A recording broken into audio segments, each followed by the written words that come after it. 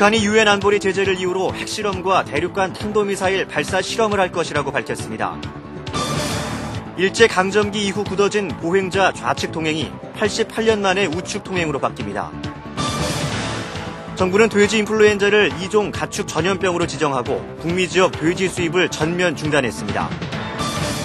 검찰은 내일 소환되는 노무현 전 대통령에 대한 질문지 작성을 마치고 안전과 의전 문제를 점검하고 있습니다. 이상은 이 시간 주요 뉴스입니다.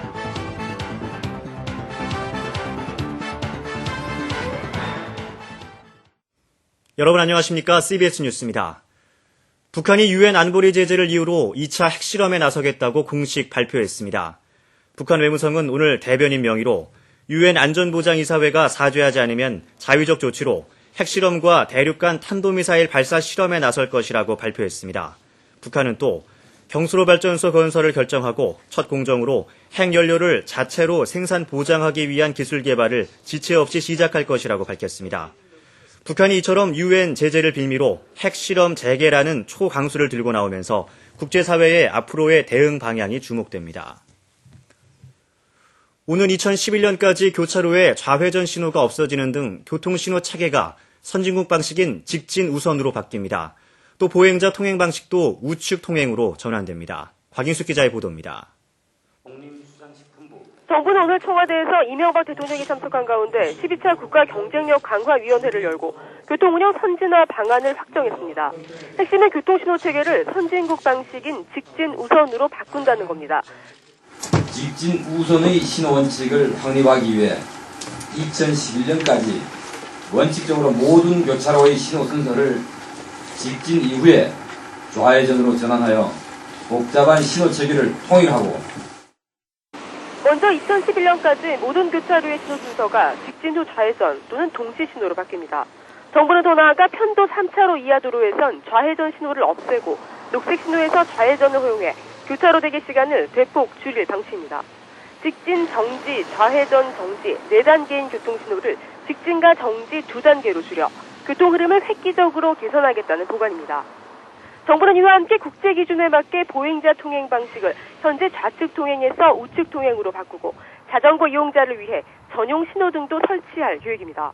정부는 또 보행자 보호와 원활한 직진 차량 소통을 위해 적색 신호시 우회전은 선별적으로 제한할 계획입니다. 청와대에서 CBS 뉴스 곽인숙입니다. 돼지 인플루엔자 의심 환자 5명에 대한 정밀 감사가 진행되고 있는 가운데 정부는 돼지 인플루엔자를 국가 가축 전염병으로 지정하는 등 추가 대책을 내놨습니다. 나희영 기자가 보도합니다. 돼지 인플루엔자 의심 환자 5명에 대한 정밀 검사가 진행되고 있는 가운데 이들이 감염 가능성이 한층 높은 추정 환자로 판명 날지는 오늘 저녁쯤 확인될 것으로 보입니다. 현재까지 국내에서 사람과 사람 간의 2차 감염 사례는 보고되지 않고 있습니다. 어제 돼지 인플루엔자 추정 환자로 판정된 50대 여성은 상태가 매우 호전된 것으로 전해졌습니다. 정부는 오늘 돼지 인플루엔자의 국내 전파 차단을 위해 멕시코와 미국, 캐나다 등 북미 지역에 살아있는 돼지의 수입을 전면 중단했습니다. 정부는 또 돼지 인플루엔자를 제2종 가축 전염병으로 지정해 감염 사례 발생 시 가축의 이동을 제한하는 한편 매몰 처분 대상 가축 전염병으로도 새로 지정하기로 했습니다.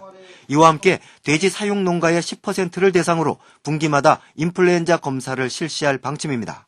다만 정부는 돼지고기가 돼지 인플루엔자 전염의 매개가 된다는 과학적 근거가 없기 때문에 돼지고기의 수입 제한은 현재로서는 고려하지 않고 있다고 밝혔습니다. CBS 뉴스 나희영입니다. 황우석 박사의 논문 조작 파문 이후 중단됐던 복제 배아주기세포 연구가 3년 만에 사실상 허용됐습니다. 국가생명윤리심의위원회는 오늘 전체 회의를 열어 난자 사용 최소화 방안 등을 수정하는 조건을 달아 차병원이 제출한 차세포 복제 배아주기세포 연구 계획을 조건부로 승인했습니다. 이에 따라 그동안 중단됐던 복제 배아주기세포 연구가 3년 만에 재개될 전망이지만 이에 대한 윤리적 논란도 다시 불거질 것으로 보입니다. 노무현 전 대통령 소환을 하루 앞둔 검찰은 질문지 작성을 마치고 안전과 의전 문제에 대한 최종 점검을 벌이고 있습니다. 대검찰청에서 박종관 기자가 보도합니다. 노무현 전 대통령에 대한 소환 조사가 이제 하루 앞으로 다가왔습니다. 대검찰청 관계자는 200개가 넘는 질문지 작성을 마무리했다며 실무진들이 안전과 의전 문제에 대해 최종 점검을 벌이고 있다고 밝혔습니다. 검찰은 전직 대통령에 대한 철저한 예우를 강조하면서도 전직 대통령이라고 해서 조사 자체가 달라질 것은 없다고 말해 강도 높은 조사를 예고했습니다. 검찰은 특히 노 전 대통령에 대한 조사가 계획대로 이뤄지지 않을 경우 박연차 회장과의 대질신문 카드를 꺼낼 것으로 예상됩니다. 검찰 관계자는 이와 관련해 박연차 회장은 대질신문에서 밀려본 적이 없다고 말해 자신감을 드러내기도 했습니다. 노 전 대통령 측도 경찰과 함께 봉화마을에서 대검찰청까지의 이동 경로를 협의하는 등 분주하게 움직이고 있습니다. 경찰은 노 전 대통령 측에 KTX 이용 방안을 제안하기도 했지만 현재로서는 대형 버스를 타고 이동하는 방안이 유력한 것으로 전해졌습니다. 노 전 대통령 측은 또 대검찰청과 협의해 포토라인 설정 등 대검청사 내부 경호 문제를 협의했으며 설렁탕 등으로 저녁 식사 메뉴를 정하는 등 소환 조사에 대한 면밀한 준비 작업을 마무리하고 있습니다. CBS 뉴스 박종관입니다. 국회의원 5명과 기초단체장, 지방의원 등을 뽑는 4.29 재보선 투표가 오후 6시 현재 투표율이 33.9%를 보이면서 순조롭게 치러지고 있습니다. 투표는 저녁 8시까지 진행되며 밤 11시쯤 당선자 윤곽이 드러날 것으로 보입니다. 이번 재보선은 여야 모두 텃밭에서 치열한 내전으로 대혼전 양상을 보여 선거 결과에 따라 지도부 책임론이 불거지는 등 적지 않은 후폭풍이 예상됩니다. 아파트와 다세대 주택 등 공동주택의 공시가격이 지난 2006년 공동주택 공시가격 제도가 도입된 이후 3년 만에 처음으로 하락한 것으로 나타났습니다. 국토해양부 조사 결과 올해 공동주택의 평균 가격은 세계적인 금융위기와 실물경기 침체 등의 여파로 지난해보다 4.6% 하락했다고 밝혔습니다. 이에 따라 종부세 기준 완화 등 제도 변화와 맞물리면서 공동주택 보유자들의 재산세와 종합부동산세 등 보유세 부담도 완화될 것으로 보입니다.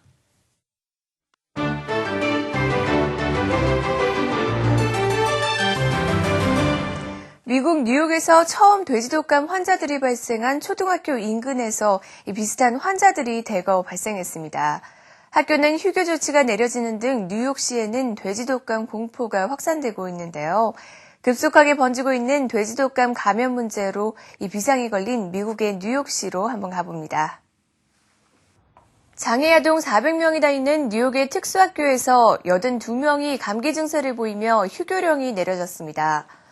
뉴욕시에서 돼지독감 감염자가 가장 많은 것으로 나타났고 수백 명의 학생들이 돼지독감으로 의심되는 사례를 보이면서 뉴욕시가 멕시코에 이은 제2의 돼지독감 진원지가 아니냐는 우려가 커지고 있습니다. You know, I don't know. They don't know. I don't know. And I'm just taking precaution for my children. 마이클 블룸보그 뉴욕시장은 매년 수만 명이 독감으로 고생한다면서 이 병이 다른 독감과 크게 다르지 않다며 시민들의 지나친 우려를 진정시키고 있습니다. 미국 내 돼지독감 감염 확인 사례는 6개 주에 걸쳐 68건으로 늘어났고 앞으로 돼지독감 감염 수는 더 늘어날 것으로 예상되고 있습니다. 영국 런던에 위치한 웨스트민스터 성당을 찾은 엘리자베스 여왕 2세. 1485년 왕권을 강화시키기 위해서 영국 국왕의 호위병을 발족한 헨리 7세를 추모하기 위해서 이곳을 찾았습니다. 영국 국왕의 호위병 발족 500주년을 기념하는 이번 행사에는 검은색 모자를 쓰고 11kg 무게의 붉은색과 금색의 복장을 차려입은 70명의 은퇴한 호위병들이 참석해 눈길을 끌었습니다. 중국 허난성의 협곡에서 한 스턴트맨이 줄타기 묘기를 합니다.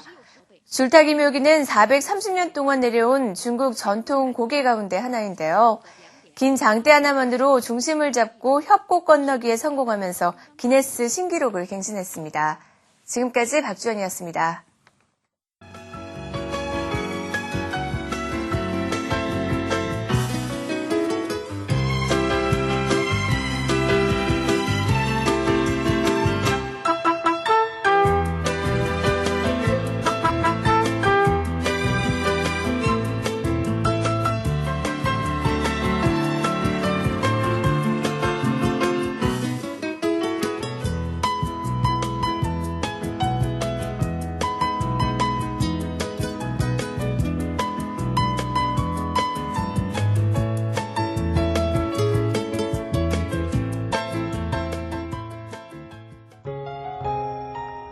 날씨입니다. 내일도 전국이 대체로 맑고 따뜻한 날씨가 이어지겠습니다. 내일 아침 최저 기온은 3도에서 13도, 낮 최고 기온은 19도에서 27도가 되겠습니다. 서울의 현재 기온은 14.4도입니다. 이상으로 CBS 뉴스를 마칩니다. 시청해주신 여러분 고맙습니다.